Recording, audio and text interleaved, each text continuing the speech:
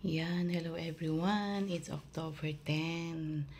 So kahapon nanalangin tayo sa Baguio City at nagkaroon ng lindol. Ngayon naman is Davao kanina, 'di ba? 7.6 yata.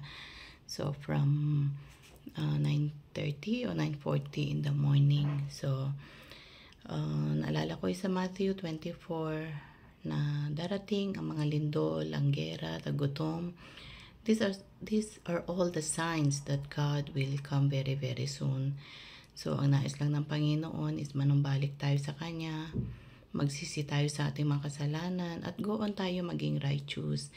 Sabi nga na ang bansang Pilipinas ay tinawag bilang Christian and a blessed nation. So may plano ang Diyos sa bansang Pilipinas, ngunit nililinis niya, no? Kailangan kasi maraming corrupt, maraming hindi magagandang bagay na nangyayari. Gusto ng Panginoon na maging holy ang bansang Pilipinas, mag-repent para go on at matupad ang nais ng Panginoon.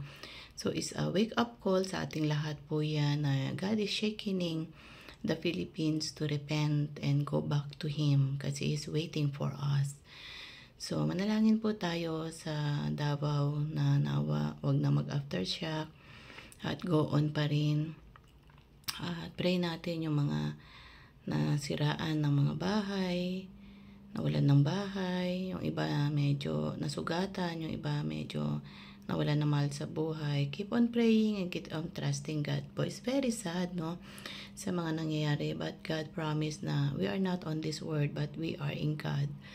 So, very sad po, but keep on praying po tayo. So, manalangin po tayo. Dakilang Diyos, salamat po sa oras na ito.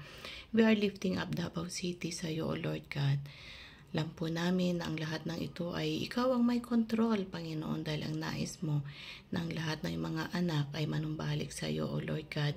At marami pang kaluluwa ang makakilala sa iyo. They will acknowledge you that you are the God, that you are our needs, O Lord God. Father, have mercy, Panginoon, sa aming bansang Pilipinas, O Lord God.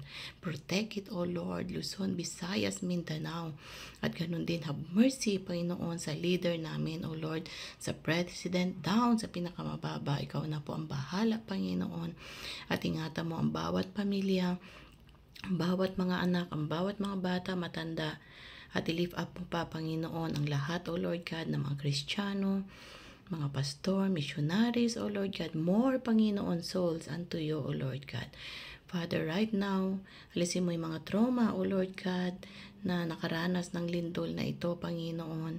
Ihag mo sila at embrace mo sila, O Lord God, sa Davao, sa Baguio, sa Cebu, Panginoon, gumalaw ka, O Lord God. Father, salamat po. We commit into your hands, O Lord, ang Davao City, at ganun din ang mga mayors doon, O Lord God, mga governor, at ganun din ang aming Vice President, O Lord God. Salamat pong muli, O Lord. Ito pa hinihiling sa matamis na pangalan ni Jesus. Amen and amen.